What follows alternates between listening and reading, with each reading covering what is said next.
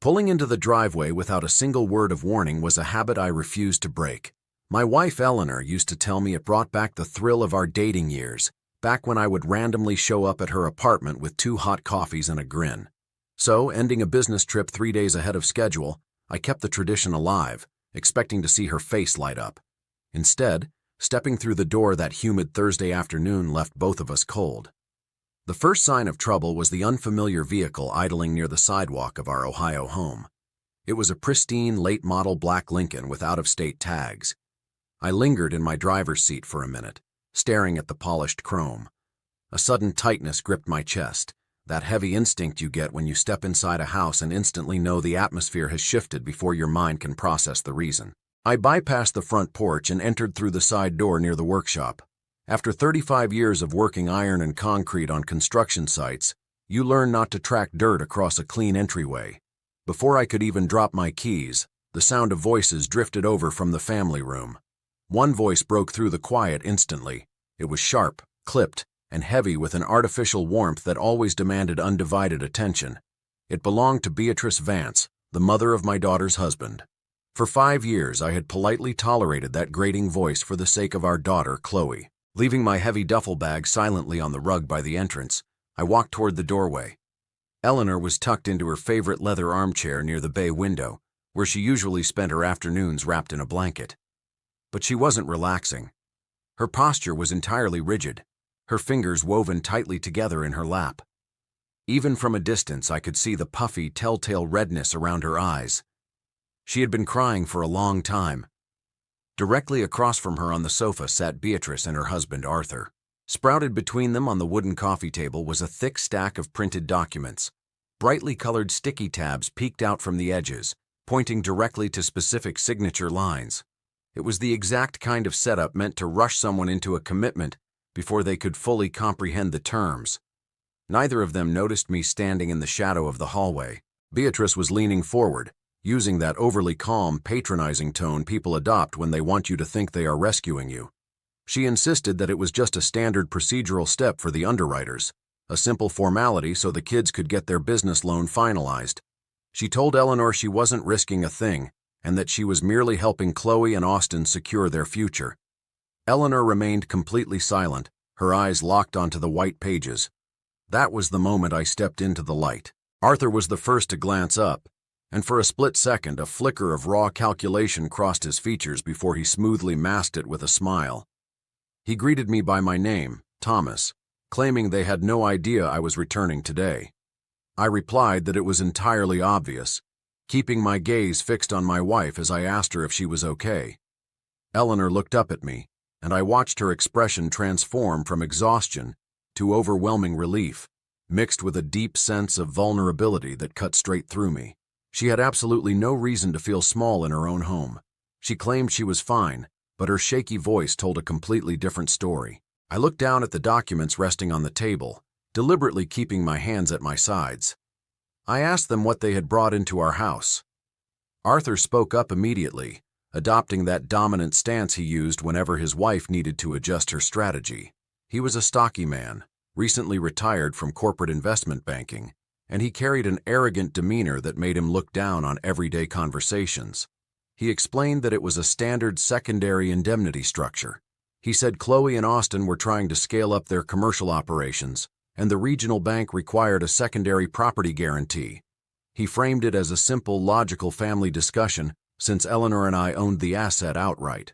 I repeated the phrase back to him, asking plainly if they were talking about using our house as leverage. He confirmed it, calling it a basic collateral hold in standard banking practice. Turning back to Eleanor, I asked how long they had been sitting in our living room. She whispered that it had been nearly 2 hours. 2 hours of listening to that suffocatingly polite persuasion, watching those colored signature tabs, while my wife sat trapped in her own chair until her eyes turned red. I looked back at the couple and told them it was time to pack up and leave. Beatrice's polished smile didn't falter for a second. She called me by my name and insisted that she understood my shock, asking for just 5 more minutes to lay out the full financial projection. I cut her off, stating that the picture was perfectly clear. They had waited for me to leave town, slipped into my home, and spent a couple of hours grinding down my wife to sign away our life's work. I demanded they exit the house. Arthur stood up, trying to use his heavy frame to intimidate me, stating that my tone was completely unnecessary because we were family. I looked him dead in the eye and told him they were our daughter's in-laws, and that didn't give them the rights of blood. I told them to grab their paperwork and move out the door. A heavy, frozen silence filled the room. Beatrice stared at me with pure disdain, the same look she gave her son whenever he failed to meet her expectations, as if weighing whether I was worth the argument. Then she began gathering the pages. She did it with agonizing slowness, sorting each sheet without a hint of panic, because people like her refuse to show they are being thrown out. Once the front door finally clicked shut behind them, I sank onto the sofa next to Eleanor and asked her to tell me everything from the very beginning. The details unfolded slowly. Eleanor explained that the pressure had actually started 3 weeks prior, completely hidden from my view. Austin, our son-in-law, had called our home phone on a morning when he knew I would be out managing a major commercial build. He had sounded desperate, telling Eleanor that the boutique contracting firm he started 2 years ago was drowning because they had expanded too quickly. He claimed there was an immediate cash flow deficit threatening a massive city contract, which brought in the bulk of their yearly revenue. He asked if Eleanor and I would be willing to pledge our house as a temporary safety net just to clear the immediate hurdle. Eleanor had given him the perfect response, telling him that nothing could be done without a serious discussion with me. But the moment Austin hung up, the trap was set. Beatrice called the very next morning, followed closely by Arthur, and then Chloe herself phoned in tears, begging her mother not to complicate a simple lifeline. The incoming calls grew more relentless, and the gentle pleading turned cold and demanding. By the time the older couple showed up at the front door that afternoon with their pre-printed forms and colored flags, Eleanor was so emotionally spent that she simply opened the door, a decision she admitted regretting the second they stepped inside. I want to emphasize one crucial detail. My wife had held the line. She had sat through 2 grueling hours of psychological warfare in that room and had not put her name on a single line. But looking at her, I could see the immense toll those 2 hours had taken on her spirit. I held her hand tightly as she spoke, keeping my own words to a minimum. When she finished, I comforted her, reassuring her that she had done nothing wrong, that her strength had saved us, and that I was back to handle the rest. What I chose to keep to myself for the time being was the strategy already taking shape in my mind. That night, I stayed up late making phone calls. I reached out to a trusted friend, Marcus, who had stepped away from real estate law a few years back, but still handled select advisory work. We had played in the same local recreation league for over a decade. Marcus is the type of man who lays out the raw facts without sugarcoating them, which is the only kind of legal mind worth listening to. I walked him through the specifics of the contract exactly as Eleanor had described it to me. Marcus fell silent for a long moment before asking a few pointed questions.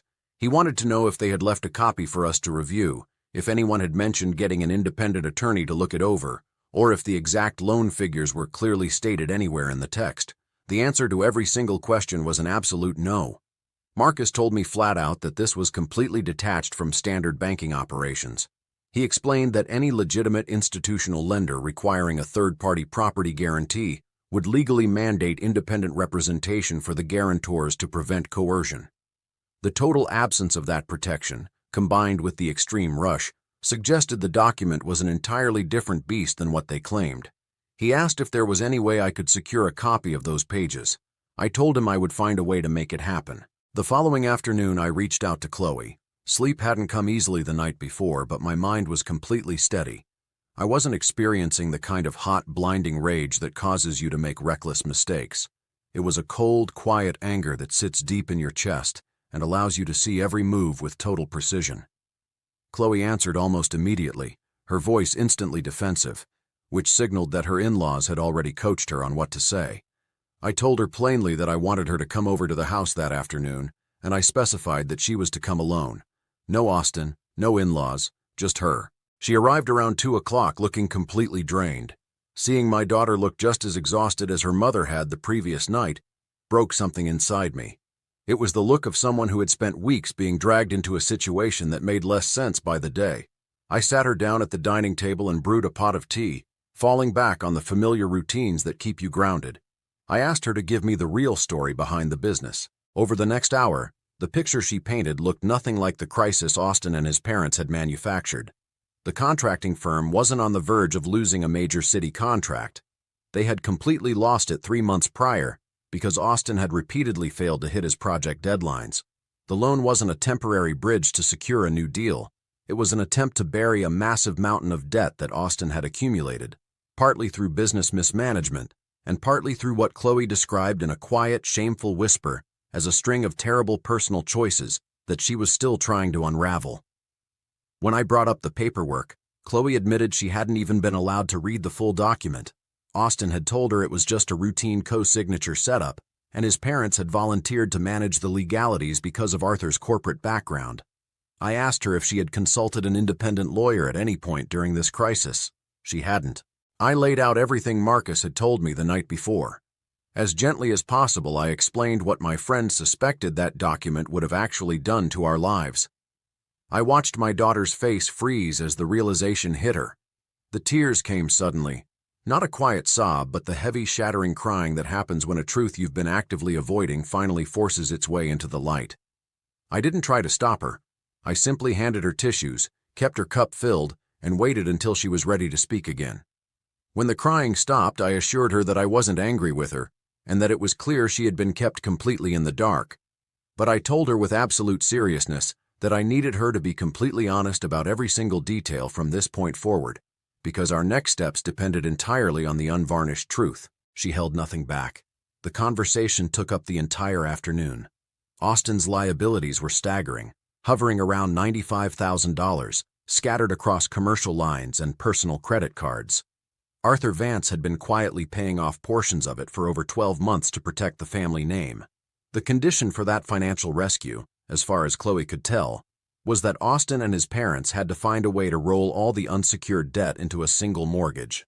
A mortgage that, based on Marcus's reading of the situation, used our home as the primary asset, meaning the lender could seize our property the second Austin missed a payment, an outcome that was virtually guaranteed given his track record. Eleanor and I had owned that house for over 2.5 decades.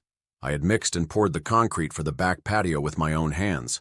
I had stripped down and rebuilt the rear deck twice, making sure it was structurally perfect the second time around. My wife had built her perennial garden along the southern boundary line, adding new life to the soil every spring since Chloe was in elementary school. That structure wasn't a piece of disposable equity on a corporate spreadsheet. It was our entire life. I thanked Chloe for having the courage to tell me the truth. I told her how much I loved her and promised her that we would handle this, but she needed to let me take the lead. I explicitly asked her not to utter a word of our conversation to Austin or his parents, and she nodded in agreement. She looked incredibly small sitting at our table, but she also looked like someone who had finally dropped a massive weight she had been forced to carry alone. Over the course of the following week, I moved forward with quiet determination. Marcus put me in touch with a trusted colleague named Patricia, a seasoned attorney who specialized in white-collar deception and property title protection. I brought her the specific clauses Eleanor remembered and the structural details Chloe had described from her brief glimpses of the paperwork. Patricia analyzed the patterns and told me this strategy matched a highly specific, deceptive blueprint she had encountered throughout her career. It wasn't a crude forgery. It was a sophisticated contract deliberately engineered to bury the absolute transfer of liability beneath dense, archaic terminology that no ordinary homeowner would decode without an expert. She advised that if the papers matched our descriptions, we had solid grounds to file a formal complaint with the State Financial Regulatory Board and potentially initiate an inquiry with local law enforcement. Then she uncovered another piece of the puzzle. Arthur Vance's name was tied to an administrative case filed 2 years prior in a neighboring state, involving an identical equity extraction scheme aimed at another unsuspecting family. That dispute had been quietly settled out of court with a non-disclosure agreement and no formal admission of fault. Learning about that past target made me sit in silence for a long time. I pictured my wife trapped in her own chair, her hands trembling, her eyes swollen and red. I thought about those 2 hours of Beatrice Vance's smooth, calculating voice echoing through our home. I thought about this couple who had crossed our threshold under the guise of family solidarity, carrying colored flags in a prepackaged crisis, knowing they had already run the exact same play on someone else. I remembered what Marcus had told me during our very first call, that I needed to insulate my family not just from the paperwork, but from the predators behind it. He was entirely right. I called Chloe back and told her I needed to sit down with both her and Austin adding that while I preferred to keep his parents out of the room, she should give him fair warning. I outlined exactly how I intended to protect our property because she was my daughter and deserved to know the stakes. She stayed silent for a long moment before whispering an apology. I repeated what I had told her before, that she wasn't the architect of this deception and had been manipulated just as badly as we were. Austin and Chloe arrived at our house on a cold Saturday morning.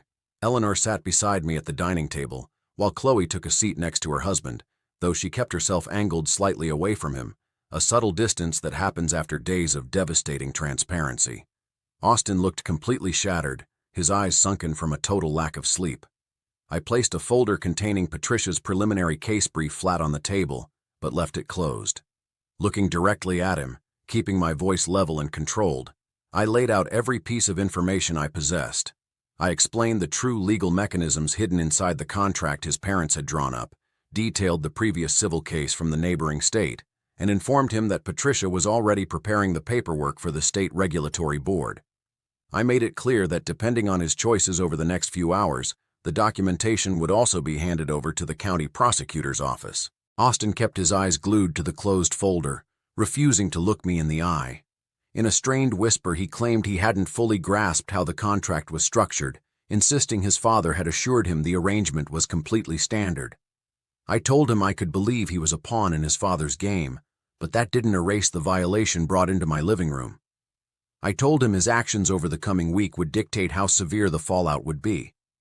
If he was willing to cooperate fully with Patricia, provide an unvarnished record of his debts, and document the origin of those papers, that cooperation would be reflected in our filings.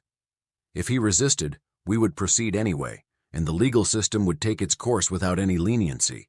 He asked what full cooperation required. I told him he needed to submit a formal signed statement to Patricia detailing the history of the scheme, disclose every business account and personal liability, and sit down with my wife, not me, but Eleanor, to look her in the eye and apologize for what took place in her home. He agreed to every condition. The confrontation between Austin and his parents took place the following week, and I made sure I was nowhere near the room. Patricia went in my place, and it was strictly business. Arthur's immediate reaction was to bluster and threaten a defamation lawsuit, an empty maneuver that Patricia later told me was entirely expected and completely irrelevant given the leverage we already held. Beatrice, on the other hand, barely said a word. By the end of that month, our formal complaints were officially logged with the state regulatory authorities.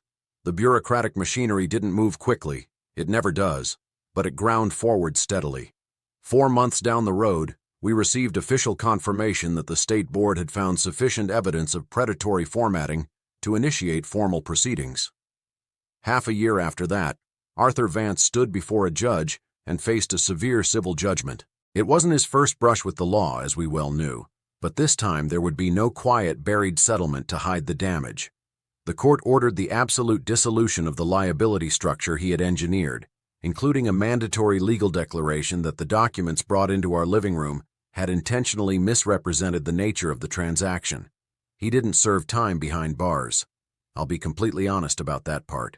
I had wanted a harsher punishment, and so had Patricia and Marcus when I shared the news. The legal system moves along its own tracks, and the court found ample grounds for a massive civil penalty, but stopped short of criminal charges. That is a bitter pill I have had to swallow, simply because there is no other choice. But Arthur Vance's professional reputation in the financial community was utterly obliterated, and the shadow network of lenders he relied on for these exact equity-stripping setups was completely fractured. Patricia informed me that 2 other families came forward to add their voices to the record once our case became public knowledge. I find myself thinking about those people from time to time, knowing they finally found the courage to speak up simply because we refused to stay silent. As for Chloe and Austin, their marriage didn't survive the fallout, and they are currently separated. It wasn't my intervention that broke them apart. The fracture lines had been deepening for years, and Chloe has told me on more than one occasion that the painful honesty forced upon her during those weeks was the wake-up call she desperately needed to save herself. They are navigating the divorce like adults, and I am incredibly proud of her resilience. My wife still spends her afternoons tending to the perennials along the southern fence line. This past spring, she finally planted the long border of English lavender in the far corner, a project she had talked about for a decade but always pushed to the back burner. I spent a weekend building her a set of sturdy new raised planters out of rough sawn cedar. We still live in the house I spent 25 years turning into our sanctuary. On quiet evenings, we sit out on the renewed back deck, me with my black coffee and her with her herbal tea, and we don't feel the need to talk about that storm anymore. There are nights when you are just profoundly grateful to be standing exactly where you belong, and that is more than enough. I am 63 years old now. I built my livelihood with the strength of my hands, and I secured my home using that exact same grit. And there is one fundamental truth I have learned over all those decades. The predators who want to strip away what you have spent a lifetime building will always look you in the eye and tell you they are doing you a favor. They will wrap themselves in the sacred word of family. They will assure you that everything is completely standard. They will walk across your threshold carrying colored signature tabs and speaking in a calm, reasonable tone. You must learn to see the vast gulf between someone who is genuinely offering a hand and someone who is merely making themselves comfortable in your life while they wait for the perfect moment to strike. The danger is rarely loud, and by the time the trap springs, they have usually spent 2 hours alone in a room with the person you would give your life to protect. My only advice to you is to come home early. Come home early, ask the hard questions, and never let anyone convince you that protecting what belongs to you is an act of malice. I came home early on a random Thursday afternoon, and it was the best decision I ever made.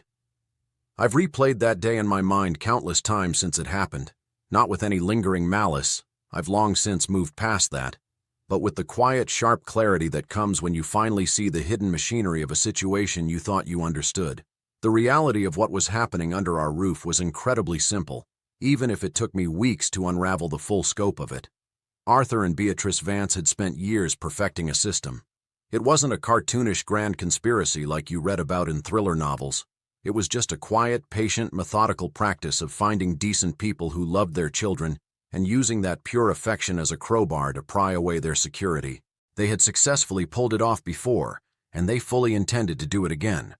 The only variable that mattered was whether the family they targeted would be too exhausted, too polite, or too frightened to stand in their way. But Eleanor was none of those things. When the pressure was at its absolute peak, she had sat in that leather armchair for 2 grueling hours and refused to sign a single line. I have never found the words to tell her how much her defiance meant to me, not explicitly, but I know she feels it. There is a magnificent, quiet strength that doesn't need to make a sound. It just anchors deep and refuses to budge. What I want to leave you with, in the plainest words possible, is that the resolution of this crisis wasn't a stroke of good luck or a twist of fate. It was the direct consequence of deliberate choices made one after another by individuals who decided that the ugly truth was worth the pain of uncovering. I reached out to Marcus because I chose to rely on brotherhood instead of swallowing the anxiety in isolation. Chloe bared her soul because she chose raw honesty over a toxic loyalty to a marriage that had already hollowed out. Patricia pressed the case forward because she refused to stand by when the evidence of deceit was staring her in the face. Every single choice demanded a sacrifice. Marcus volunteered hours of expert advice he could have billed out. Chloe had to walk through the wreckage of her romantic life for months. Patricia poured her energy into a messy file that paid far less than her corporate clients. None of it was painless, but every single choice was essential. We are often quietly conditioned from childhood to believe that defending your boundaries is a selfish flaw, that demanding what is fair makes you a difficult person, and that the elegant, mature choice, the family choice, is to compromise and accept whatever burden is placed on your shoulders, even when that burden is built on a lie. I don't believe that anymore, not for a second. Wisdom has absolutely nothing to do with compliance. Integrity is not the same thing as keeping the peace. And the most powerful thing I accomplished throughout this entire ordeal wasn't retaining Patricia, or filing the state complaints, or forcing my son-in-law to confess at my dining table. The most powerful thing I did was walk into my own family room on a humid Thursday afternoon and tell those people to leave my house. That single sentence didn't cost me a dime. It required no legal brief, no complex strategy, and no hours of debate. It only required me to believe with every fiber of my being that my home was my fortress, and that my wife's tears were the only justification I would ever need to clear the room. If you take away just one lesson from what we went through, let it be this. You don't need a flawless legal strategy before you are permitted to stand your ground. You just need to be willing to. I walked into my home just in time to protect the life I built, and I'm sharing our journey so you can learn to spot the wolves in your own life. Subscribe to my channel right now to make sure you never miss the next chapter of our story.